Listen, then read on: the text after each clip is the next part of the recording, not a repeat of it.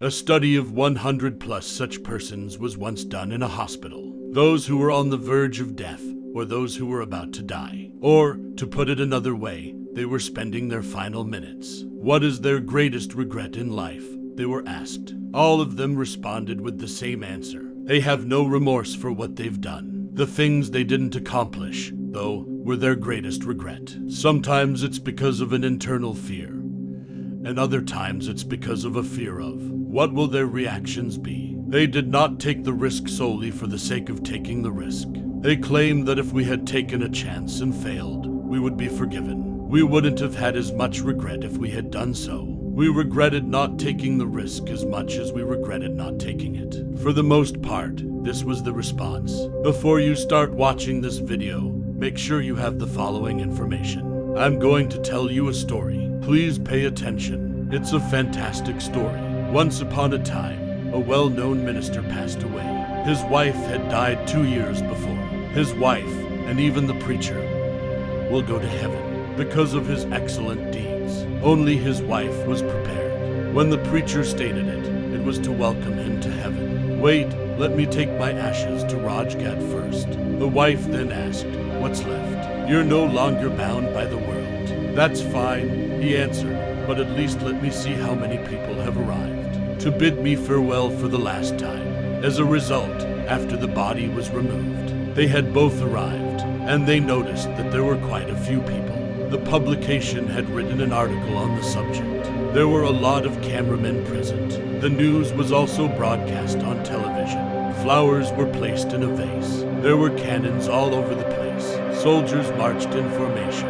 A military vehicle was transporting the body. And when the minister saw all of this, he was overjoyed. "Why are you so happy?" his wife inquired. "Not your wedding procession, but your final rites are taking place." Listen carefully to the minister's response to this. He added that if I knew how many people would assemble in my death, I would be more prepared.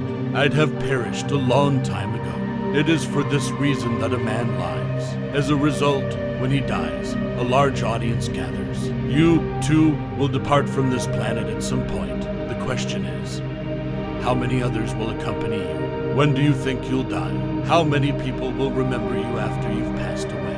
And how long will it last? How long do you think you'll be remembered in this world? In this earth, billions of people are born and billions of people die. They are forgotten. Why should they, after all? What good is it if you live a life if just 100 minus 200 people come after you die? Even they forget about you after a while. Why? Because you made a difference in no one's life. You didn't help anyone either. You didn't even help yourself, let alone others. Right after you've done something for yourself, you'll do something for others. Right. Assume you're nearing the end of your life and are reflecting on everything you've accomplished.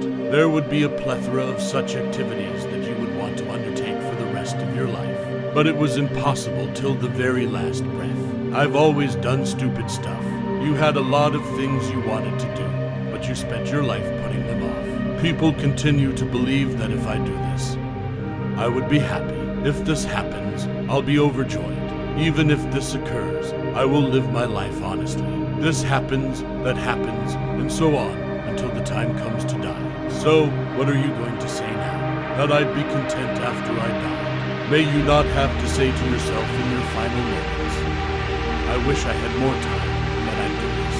Isn't it true that you now have some free time? Then go ahead and do what you want. Live with an open heart. Live in the present moment. Open your heart and do whatever it is that you want. Who doesn't experience sadness at some point in their lives? There are certain individuals who weeps over those misfortunes for the rest of their lives. And then there are those who turn their sadness into strength and reach those heights, which will stay a fantasy for you until the day you die. As a result, avoid sleeping with your eyes open. Despite the fact that you are alive, don't be a living dead body. Get up, and if you're living, live like a human being. And do something like this, so that at least 1,000 people come to see you when you die. People remember you even after you've passed away. Best of luck in your future endeavors.